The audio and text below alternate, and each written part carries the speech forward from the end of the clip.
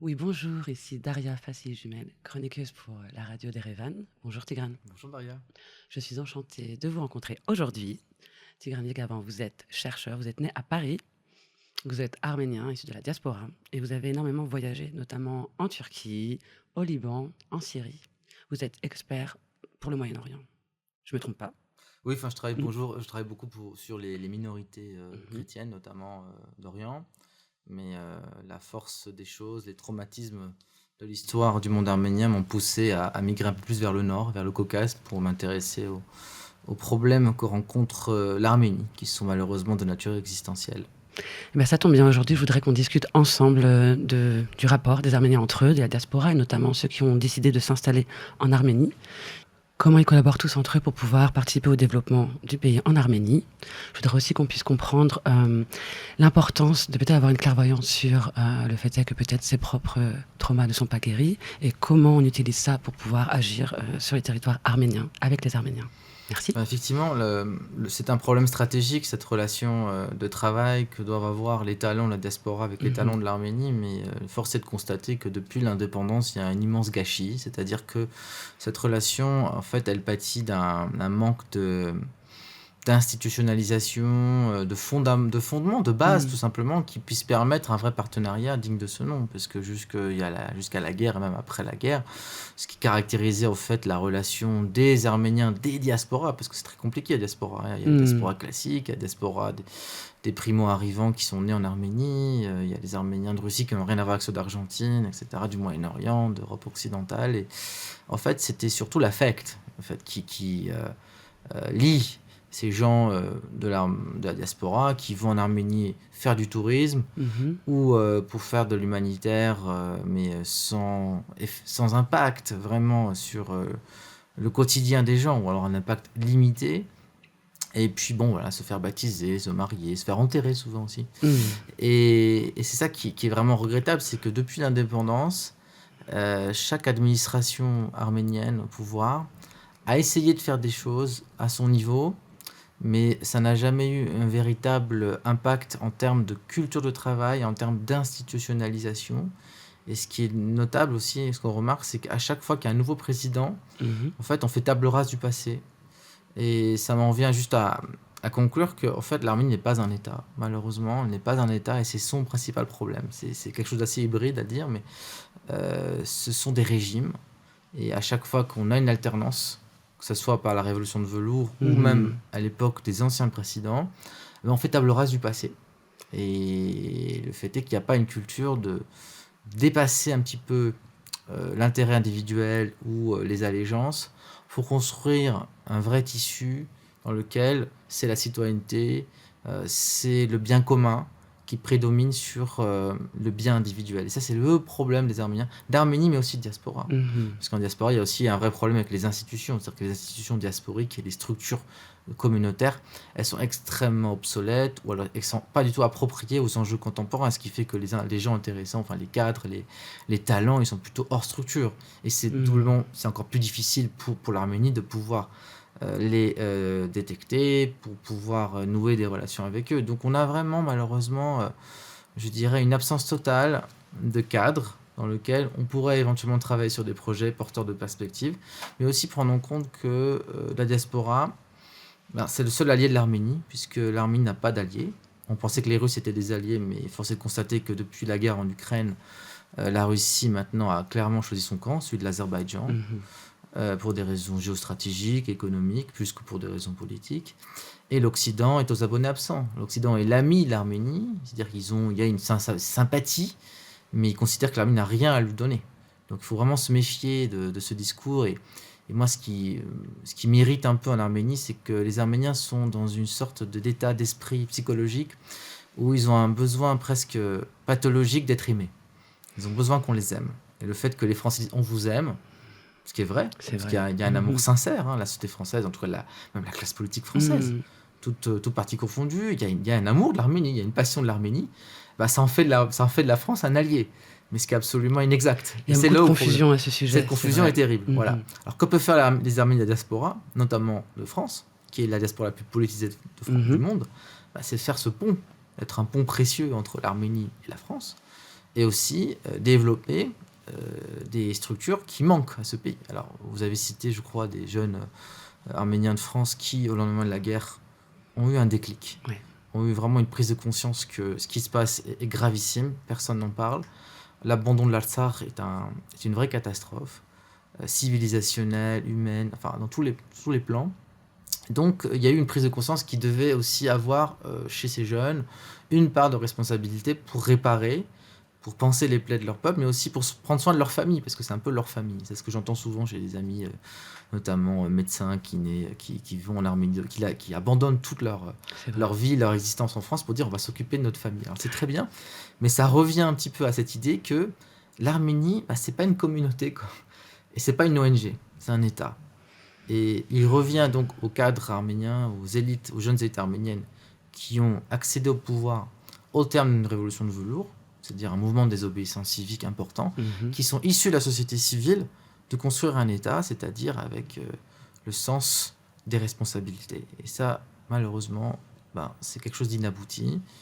Et dans leur façon de travailler, dans leur façon d'entrevoir les questions arméniennes, pan-arméniennes et internationales, il n'y a pas de diaspora dans leur prise en compte. Ils ne tiennent pas compte, en fait, de ce que la diaspora peut faire ou ne pas faire, et quel peut être son rôle, en fait, pour que l'Arménie se défende contre ses ennemis mortels. Est-ce qu'on peut parler un peu du projet Igorts, par exemple, qui a été créé en 2020 ? Alors, Igorts, c'est vraiment ce qui se fait de mieux en termes de relations politiques, administratives, arménie-diaspora. Igorts, ça veut dire en arménien « au travail ». Et c'est une initiative qui a été mise en place par l'ancienne directrice de cabinet du haut-commissaire à la diaspora, donc Sarah Anjogorian, qui malheureusement a quitté l'Arménie, et qui, en fait, avait comme objectif de recruter, je crois, plusieurs dizaines de diplômés de master arméniens diasporiques du monde entier, et de leur proposer des stages dans des administrations publiques, dans des ministères, notamment les finances, les affaires étrangères, etc. Et ce qui est assez remarquable, c'est qu'une partie de ces candidats sont restés. 70% de ce que j'ai vu. Oui, je ne sais pas si je ne connais pas le chiffre exact. Et ce sont des jeunes extrêmement motivés, extrêmement, on va dire, courageux et assez extraordinaires parce qu'ils acceptent en fait que leur niveau de vie diminue de 50%, d'être payés en salaires locaux. Et moi, j'ai rencontré un jeune, j'ai participé au forum des jeunes de la diaspora début août comme intervenant et j'étais très ému parce qu'on avait 600 jeunes dans le public, donc, qui étaient venus du monde entier. Et il y avait un vrai filtre, c'est-à-dire que c'était des jeunes qui arrivaient avec une vraie motivation, qui n'étaient pas là que pour faire des selfies devant des monuments, mais qui étaient là aussi pour nouer des contacts avec d'autres jeunes et se projeter en Arménie.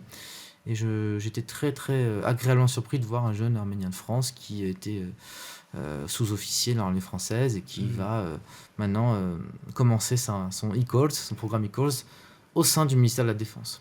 Donc si on arrive vraiment à canaliser, parce que voilà, on n'est pas dans une approche, il faut critiquer parce qu'on n'aime pas ce régime, non, il faut vraiment tenir compte de ces synergies et de ce que ça peut déboucher. Et ces synergies-là, pour moi, elles sont essentielles, elles sont porteuses de sens si elles ont un volet stratégique. Quand je dis volet stratégique, en quoi ces programmes-là, comme e-calls ou même Nez Rouge, peuvent contribuer, à la prise de conscience que l'Arménie, c'est pas une ONG, c'est pas une communauté, c'est un État vulnérable, avec plein de défauts, certes, mais un État qui est entouré d'ennemis mortels et de faux amis.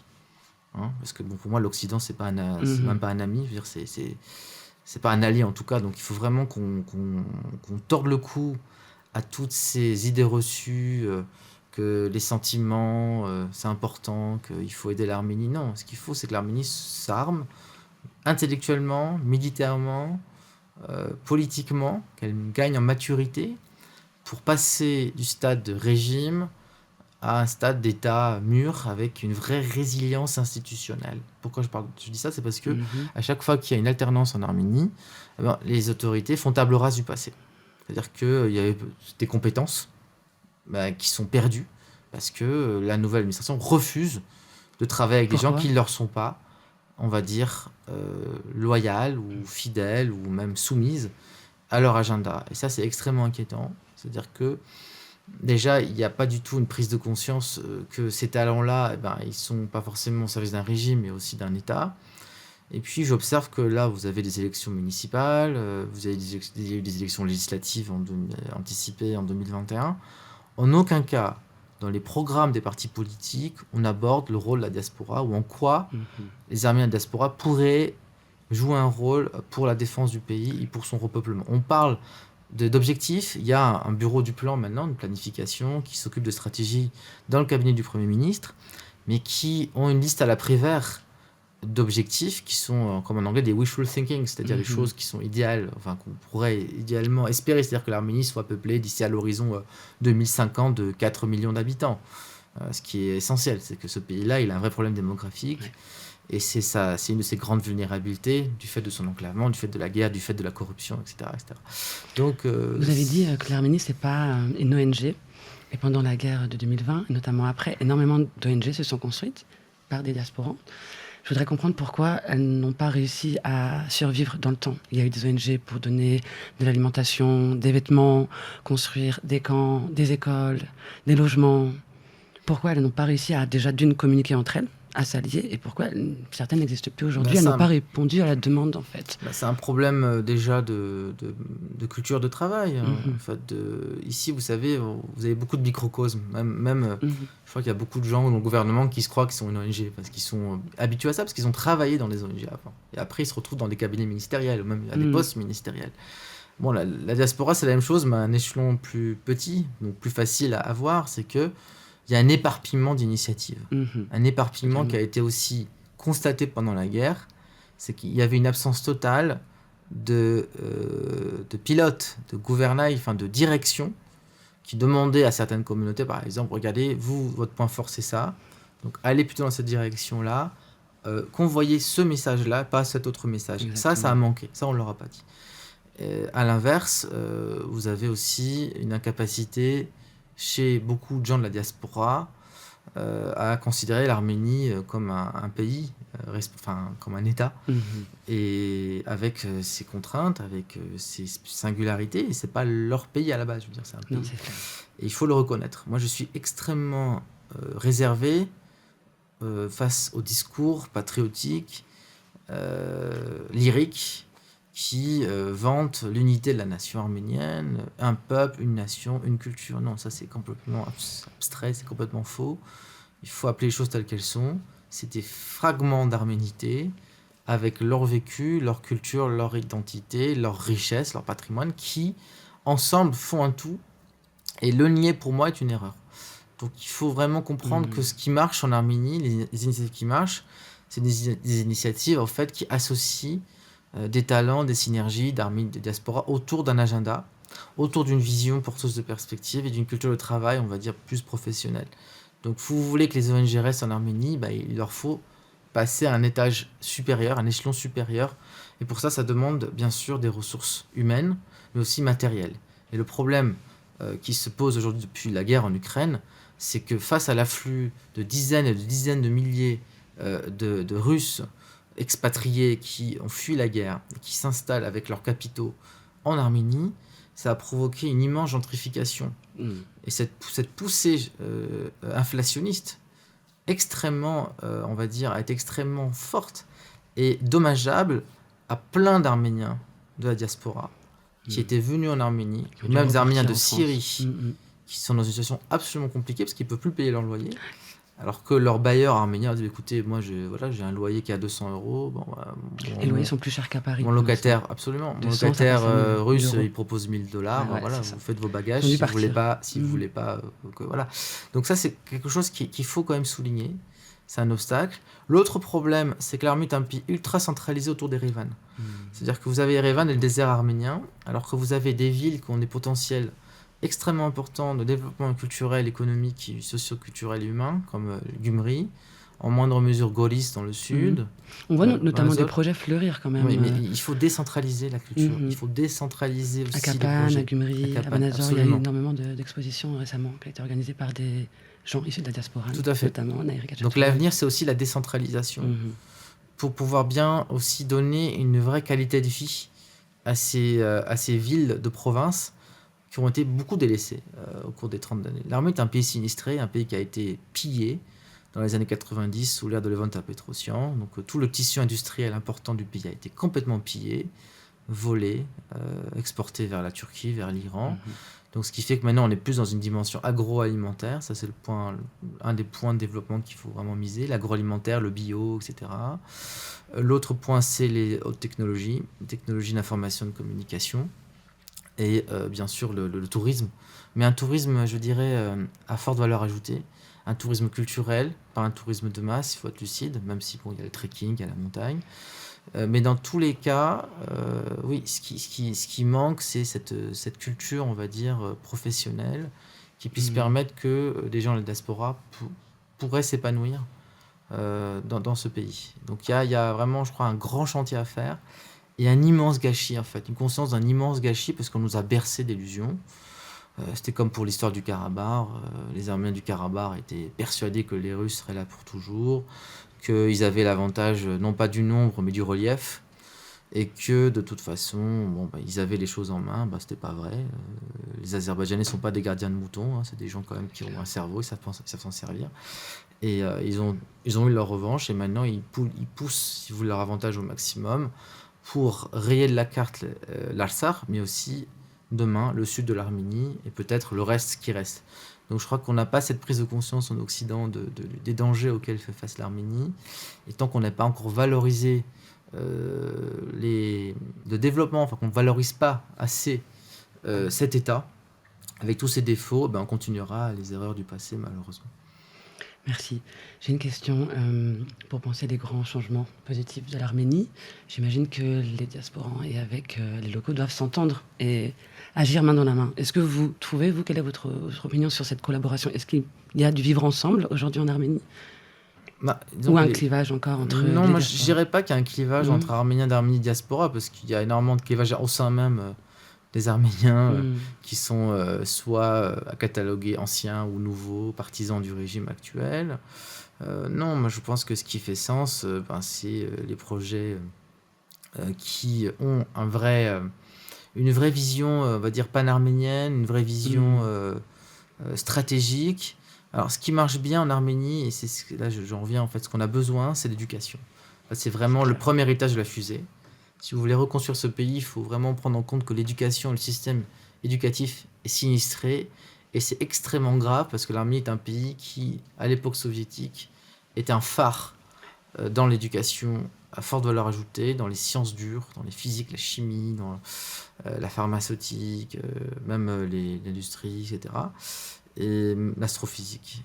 Et ça a été complètement sinistré après l'indépendance. Donc je ne vais pas vous donner un discours soviético-nostalgique, mais la question si je pose, quels sont les acquis de l'indépendance? Qu'est-ce qu'on a gagné? Pas grand-chose. On a perdu 1 million d'habitants, ce qui est une catastrophe. On a perdu le tissu industriel. Là, on perd l'Artsakh. Donc si vous revenez aux fondamentaux de ce qui était positif à l'époque soviétique, c'est-à-dire dans les années 70-60, c'est-à-dire le boom économique et culturel humain de l'Arménie soviétique, c'était effectivement les structures universitaires, c'était l'arménologie, et la France, les Français, les Arméniens de France ont un rôle à jouer parce que vous avez l'université française en Arménie qui est en pleine expansion, qui est très féminine, un peu trop féminine d'ailleurs, les garçons sont un peu trop absents malheureusement de cette université de qualité, d'excellence, mais qui a des problèmes de locaux, donc qui doit s'agrandir. L'université américaine, qui est une très très bonne université, l'université slavone, ce qui fait que l'Arménie est un point d'observation rarissime, en fait. Dans tout l'ex-Union soviétique, c'est le seul pays, je crois, par sa taille, où vous avez 3 universités étrangères. Et à l'époque soviétique, l'Arménie était un phare aussi pour la diaspora, parce que vous aviez des programmes de bourse pour les étudiants de diaspora qui puissent venir étudier et qui étaient aidés financièrement par l'Arménie soviétique. C'est-à-dire qu'ils avaient vraiment des conditions de vie optimales par rapport aux Arméniens, aux quelques Arméniens de Syrie, du Liban, qui viennent encore étudier en Arménie. Donc effectivement, c'est l'éducation. C'est par l'éducation qu'il faut que Arméniens d'Arménie diaspora puissent reconstruire ce pays. Et la dernière question, comment penser les blessures collectives? Parce que j'ai l'impression que c'est un peu compliqué par le fait que vous soyez totalement éparpillés dans le monde entier. Qui doit être acteur et comment participer à cette résilience, à cette mémoire collective due au traumatisme? Non, là vous avez parlé de mon mémoire, et c'est le mot-clé, c'est que ce pays est saturé de mémoire. Et cette mémoire, malheureusement, c'est un fardeau C'est un fardeau aussi bien en diaspora qu'en Arménie qui vous empêche de vous épanouir en tant qu'Arménien, mais aussi de façon collective, D'être créatif. créatif autour d'une vraie valorisation. Mm. Donc remplaçons le mot mémoire par le mot connaissance. Mm. Parce que c'est les connaissances en sciences humaines, de l'histoire, de la culture qui vont nous sauver. C'est-à-dire, si vraiment on s'approprie notre héritage autrement que par le souvenir traumatisant d'une mémoire transmise dans un cadre familial, on pourra être mieux outillé pour reconstruire ce pays. Concrètement, par exemple, en Arménie, qu'est-ce qui pourrait être proposé pour pouvoir participer à ça? Déjà, En il faut éducation. plus de francophonie en Arménie, mais une francophonie d'excellence, une francophonie qui prône l'exception culturelle, parce que l'Arménie est un pays d'exception culturelle, qui défend les minorités d'Orient, qui défend le patrimoine menacé d'Al-Sar, le patrimoine menacé des Yézidis, du monde entier, etc. Donc ça, c'est très important. Mais il faut éventuellement développer les sciences humaines. C'est-à-dire que les sciences humaines en Arménie, elles sont enseignées dans une perspective, on va dire, un peu catéchistique, c'est-à-dire que ça manque d'esprit critique. Et je crois que l'un des grands talons d'Achille, l'un des grands problèmes de ce pays, mais aussi de la diaspora, c'est l'absence de retour critique de soi. C'est l'absence d'autocritique. C'est-à-dire que si vous ne vous remettez pas en question, vous n'êtes pas dans la civilisation, à mon sens. C'est ça qui fait civilisation. Vous êtes une civilisation si vous êtes en mesure de vous remettre en question. Et ça, c'est un vrai problème, je pense. C'est par là que commence l'éducation, doit s'attaquer à ce chantier. Mais c'est quelque chose qui m'avait aussi un peu choqué quand je m'étais renseignée auprès des gens. Et j'avais demandé, est-ce que vous faites de l'analyse critique à l'école? Est-ce que vous apprenez à traiter un texte, à critiquer, à commenter? Non, c'est du par cœur. Exactement. C'est le par Seulement cœur. les personnes qui vont à l'université de Com en deuxième année. C'est du par cœur. Test un petit peu, Et l'histoire c'est est dommage. enseignée comme ça. Alors que l'histoire, c'est un questionnement perpétuel. Les relations internationales sont quasiment inexistantes. L'Arménie est un pays marqué par la géopolitique, au fer rouge de la géopolitique. Et c'est quand même gravissime qu'on n'ait pas de think tank, d'études géostratégiques dignes de ce nom, qu'on n'ait pas d'une vraie école géopolitique arménienne, une vraie école de pensée. Comme on a une école géopolitique allemande, française, même suisse, américaine. Ça, en Arménie, on n'a pas. On a par contre des grands, on va dire, auteurs nationalistes qui ont prôné la défense de l'identité nationale, mais on ne peut pas se cantonner juste sur des figures nationales. Il faut un peu d'humilité, je crois. Tous. Et surtout éviter de donner des leçons, parce que le problème, c'est quand on vient de diaspora, on rencontre des gens qui vous disent, nous, on sait tout, de toute façon, on sait, bon, vous savez, c'est très bien.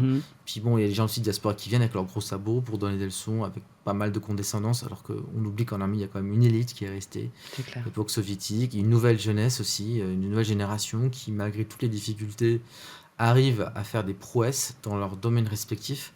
Donc c'est un choc des ignorances. Et c'est contre ce choc des ignorances qu'il faut se combattre. Et pour cela, il faut qu'il y ait un cadre étatique. Parce qu'encore une fois, ce sont des microcosmes, des structures culturelles qui travaillent. Je ne voudrais pas me tromper, mais il n'y a pas vraiment d'espace où la jeunesse peut se rassembler, penser, proposer des idées. Même au niveau politique, il n'y a pas d'espace pour ça. Non, il n'y a pas d'espace. Il y a des microcosmes, il y a des ONG, il y a des réseaux sociaux. Les réseaux sociaux sont saturés, surtout Facebook. Hein. Mais il n'y a pas d'université populaire. Et le mot, c'est ça, c'est la démocratisation du savoir. Et j'en profite comme on sera votre média, c'est pour lancer ce plaidoyer pour une université populaire en ligne qui puisse avoir une dimension pan-arménienne, c'est-à-dire préparer une jeune génération en Arménie et en diaspora sur des thèmes stratégiques comme non seulement la langue pour la diaspora c'est important, mais ici on a besoin vraiment de sciences humaines, de mieux être armé intellectuellement, pour pouvoir préparer une nouvelle génération qui ne va pas grandir avec le syndrome de la défaite. Ça, il faut éviter absolument. Parce qu'il faut se remettre en question sur ce qui va bien et ce qui ne va pas bien. Et à partir de là, vous pouvez démarrer sur des bases solides. Donc l'université populaire en ligne, c'est quelque chose d'essentiel pour créer des vrais ponts avec la jeunesse arménienne de diaspora et d'Arménie. Merci Tigran, le message est passé. Merci Daria. Merci beaucoup pour cette rencontre, c'était très intéressant. J'ai adoré vous rencontrer et vous écouter. Merci. Bonne continuation. Merci, au revoir. Au revoir.